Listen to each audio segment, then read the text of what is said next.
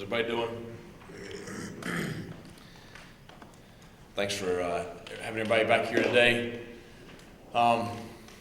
Exciting weekend, a tough loss this past weekend here at home in Dowdy-Ficklin Stadium. So, very disappointed in the final outcome of the game. From the casual fan standpoint, if you didn't care who won the game, it was an exciting ball game. Back and forth. Both teams played at a very, very high level. Both teams competed. Very physical game. We had. You say you want to have a shot to win the fourth quarter. We had more than just a shot. We had every opportunity to win the ball game, and that's the next challenge. Is you have an opportunity to knock off the number 17th ranked team in the country. You got to make the plays there at the end of the ball game to put the game away. And a lot of credit goes to Cincinnati. I've always said, and we've been fortunate enough to experience it several times. If you're going to have a special season, you're going to have to win those kind of games on the road. The games where the other team is playing at a very high level, your back's against the wall, and certainly, I said it Saturday night. I've seen that kick missed a lot over the years, and so great job there at the end of the game by the field goal unit from Cincinnati. So the disappointing thing is not able to secure that that one first really special win for our young program, and we had that opportunity. So, but you take all experiences and you learn from them, and you keep your focus on what's right in front of you, and that is continue to push forward. And another great opportunity this week, another ranked opponent this week on the road in Dallas at SMU. They're coming off their first loss of the season. Another exciting ball game between them and Memphis. A game that was on the national stage. They obviously played very, very well. Got behind, ready to come all the way back, and almost knock off Memphis at home. So, one of the more talented teams in our conference, and one of the more, if not the most explosive offense in our conference. So we have a tremendous challenge this week. It's homecoming at SMU. A noon kickoff Eastern, 11 a.m. Central. So get up and get ready to go play Saturday morning. But a tremendous challenge. But just like last week, another tremendous opportunity for our program, for our players. And the key, really is to continue to push forward, continue to focus on getting better every day and getting better every week. So we're excited about the weekend. Questions? Have you felt like, this two-step forward, one-step back thing that sometimes happens in this rebuilding? How do you keep from that one step back this week as you go on the road for an early game? Have you sensed anything from your team going into the early part? Well, I think they're very motivated. I think that we talked a lot about, last week, taking the practice field to the game field, and believing in yourself and having confidence in yourself. And then seizing the moment, taking your shot, and I think you saw them gain confidence throughout the game the other night. Another thing they've got to focus on is, why did we play so well? We played so well because we had our best week of preparation leading up into the game.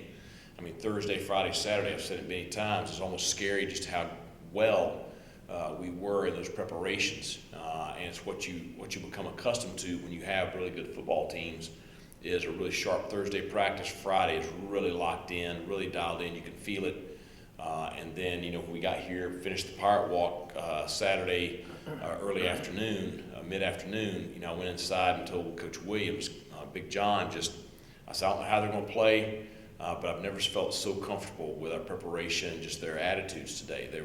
They were loose, not uptight, but very focused and very locked in. And I think they felt confident in each other. And so it all goes back to your preparation. So it starts today.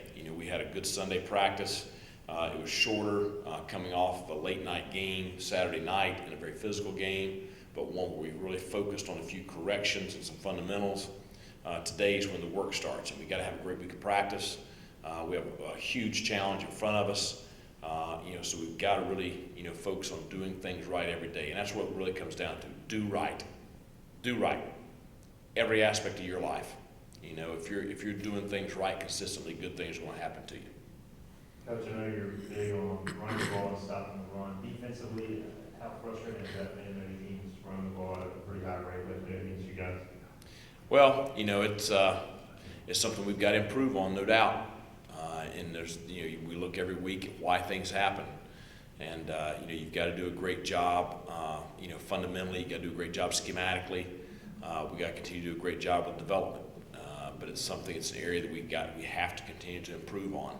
Obviously, here in year one, you're trying to lay those foundational things, and, the players understand the importance right there. So it's something to be a big focus. Coach, you seem to have added some bullets in the gun offensively, and that frees everybody up, and talk about that a little bit. Well, I think you're seeing guys continue to gain confidence in themselves. I think you're seeing guys start to bring more of the practice field to the game field. The big focus from last Saturday coming out of the game was obviously on the performance of Holton and CJ. Sometimes it gets overshadowed a little bit, the performance of Josiah Hatfield, Blake Prohl, Tyler Snead, even Zach Bird, having his first college touchdown. Just so many other guys that we were able to get involved, and really that's what you want. When this offense is playing at a very high level, you should have multiple players being productive at a lot of different positions. And so I think you saw us playing at a much higher level, not just the guys, getting the stats, but we didn't give up a sack Saturday night against a very talented defensive group from Cincinnati. So I think that's, and really Holton, was not pressured much. And so I think, that's a big factor also. Kind of going on that, Coach, was the plan going into the game to try to air it out and open it up, or was that something maybe you developed once you got hot there in the second quarter? Well, the plan going into the game was to be aggressive.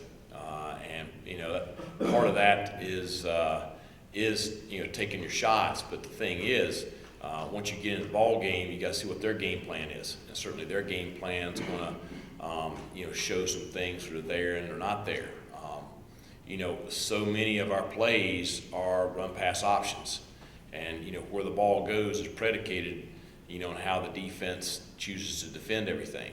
And certainly we had, some very productive, option plays there where the ball ended up, being delivered accurately to a receiver, making a big play. So really it's just everybody being on the same page.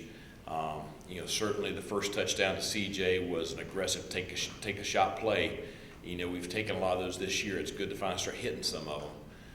But the bulk of the offense throughout the night was just our offense and guys playing at a much higher level. Coach, what do you know about SMU going into this game? What can we expect to see? Obviously, the run game was a big thing with Cincinnati last week. What do you need to do against SMU this week? Well, the thing with SMU is they can do it all. They very explosive offensively. The quarterback transferred from the University of Texas. He was the starter at Texas at one point in time in his career. Very talented passer, above average runner. But you look at his completion percentages in the mid-60s. He's just under 3,000 yards passing on the year. He has not made a lot of mistakes. So obviously everything kind of centers around him. They have two, I think, very high-end running backs. 5 is sitting there just under 1,000 yards on the season rushing, but I think 2, there's not a whole lot of drop-off there when they go to him. Receiver-wise, 3 is one of the top receivers in the conference. He's having, a really, really special year. 8, I know he's probably out, but 11, the freshman, came in last week and went for 122 yards there in his place. The tight end, 83, I think is very similar to the tight ends we saw the last couple of weeks, where they're legitimate threats in the passing game as well as being solid blockers. Their offensive line's done a good job. So you take all that in consideration, and there's other guys there just like us on offense, but it's a very, very explosive offense. They are going to play an up-tempo style, maybe not quite as fast as UCF, but still they're going to play an up-tempo game, and they do everything. They're going to formation us all over the place. They run every trick play in the book. They've, double reverse pass, throw back to the quarterback. It's everything you can think of, they've ran this year. So we're going to have to really do a great job of being disciplined, really being dialed into, to our responsibilities and being aggressive. Defensively, they're a multiple 4-down, 3-down group, very athletic. Another group that plays a lot of defensive linemen. They have tremendous depth on the defensive front. They're very diverse in the back end with their coverages, do a lot of different things back there. They're going to take chances. They're going to be very aggressive. They're going to make some big plays. Hopefully we can capitalize and maybe make some big plays of our own. But, so I think that they're a solid football team. There's a reason they were 7-0. Special teams wise, they're very dangerous in the return game. They've had a touchdown on kickoff return this year. Coverage wise, they've done some different things there. They've been maybe a little bit inconsistent at times with the kickoff team, but punt team, they use a rugby style punter who happens to be their starting strong safety. So they do some different things there in the coverage deal. But complete football team. Coach Dyke's done a great job there. You've got a lot of new faces this year, and those new faces are playing at a very high level. Longest road trip of the year, I believe it is for you, and also Brian Meador's really worried about the noon start, making it there on time. Do you have any concerns about the earliest start of the year for you? Well, we had a noon start against NC State, so that does help. So I know it's 11 a.m. Central, but to our kids it'll be 12. It is daylight savings time week, so maybe their bodies are still on a little bit of that clock. So it is what it is. Just like with State, we've got to be ready to go on Friday. When we get off the plane on Friday afternoon, we've got to be ready to play. So Friday morning, Thursday night, Thursday, Wednesday night sleep, those things will be critical components. We've already started talking to the kids about it. But both teams have the same schedule. We just got to be the more fired up and ready to go Saturday morning when we get up, of the two teams. So excited about playing in Dallas. It's a city we've had a lot of success in the past. Cowboys are home this weekend. I think Bailey's going to see them on Sunday. Cowboys got a big win over the Giants yesterday. I didn't get to see the game, but I heard the recap. It's always good when you beat the Giants. I don't think better is beat the Redskins. So, but anyway, it's going to be an exciting game. It's their homecoming. It's a big ball game for us. Big ball game for us. Coach, just to kind of reflect on the key pivotal moment in that Cincinnati game, what were you able to say to Holton when he came over the sideline after throwing the pick six to kind of redirect him? Yeah, you can't, you make a mistake, the quarterbacks, they have to have, no memory. It's much like playing corner. The most important play of the game is the next play. And, you coach up the mistake. The mistake that was made there was something that was pre-snap in his head. We've corrected that. You gotta play within the offense. And he obviously had an incredible game. But that game was not, that's a big play. There's no doubt everybody's going to look at that play. I promise you, that play did not win or lose the ball game. Certainly it swung the momentum right there, but we had our opportunities to win the ball game. And there's a million little things all throughout that game that we've got to do better. We had our chance. We just got to do better with a lot of those things, even some of the late game stuff. We've got to do better with that in order to knock off a team the caliber of Cincinnati. You expect them to make a run. You expect them to make some plays down the stretch, and you got to match those plays. Coach, when you look at Holton's overall performance, they say a lot of times in the run-pass option game that the light goes off for a quarterback, and he struggled a little bit this season, obviously. But did the light go off for Holton in this game? Well, I think if you really look at it, you've kind of seen this coming. And I know you say that the South Florida game was not his best game, but you've seen this coming where he's understanding the offense more and more each week. He's playing better within the offense more and more each week. He had better protection Saturday. He has receivers doing more things better. You're just seeing the evolution of, guys getting more on the same page. Yeah, no doubt it was his best game of the year, but I can promise you this is not going to be the last game he has like that either. You're going to see him continue to improve the more comfortable he gets, with that offensive scheme. And I think that he's feeling more on the same page with Coach Kirkpatrick. And obviously, you're seeing that production on the field as a result. Coach, I was going to ask you about SMU's punter situation. Is it kind of odd or different? A team that's ranked and has played so well, they don't really have a conventional punter?